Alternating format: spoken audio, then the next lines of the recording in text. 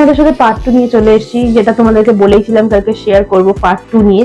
তো আমি কিন্তু কথার খেলাপ একদমই করি না, কথা রাখাটাই আমার কাজ।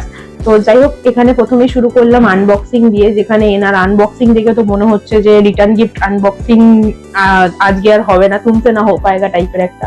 তো ওখান থেকে বেরিয়েছিল একটা টিফিন বক্স। তো টিফিন বক্সটা আমি দেখে বললাম যে তুই তো স্কুলে নিয়ে যাস, আর চলে আসি খাউন দাউন পর্বে, যেখানে ছিল পকোড়া, চিকেন পকোড়া, পনির সাটে। এনাকে দেখে মনে হচ্ছে যে ইনি ফার্স্ট টাইম পকোড়া খাচ্ছেন। মেন কোর্সে গেছিলাম, তার আগে তো আম পান্না খেয়ে নি, হজম করতে হবে তো নাকি। তারপর এখানে ছিল ছোলে ভাটোরে, ডিমের ডেভিল উইথ স্যালাড, কাসুন্দি। তো আমার পরীক্ষা নিরীক্ষা দেখে একটু হাসছিল। আমি অ্যাকচুয়ালি পরীক্ষা নিরীক্ষা করছিলাম এই যে ডিমের ডেভিলটা ডেভিল না ইভিল, যাই হোক ডেভিলই হোক ইভিলই হোক, কিন্তু কাসুন্দি আর স্যালাড দিয়ে খেতে খুব ভালো লাগছিল। ইনি কিন্তু সবসময় ছোচামি করেন না, ইনার প্লেট থেকে খাবার ইনি আমাকে একটু দয়া করে দিয়েও দিলেন। যাই হোক, খেয়ে দিলাম, ডিমের ডেভিলই হোক আর ইভিলই হোক। তারপরে গেলাম মেন কোর্সে, একদম মানে শো স্টপার, যেটা হচ্ছে বিরিয়ানি।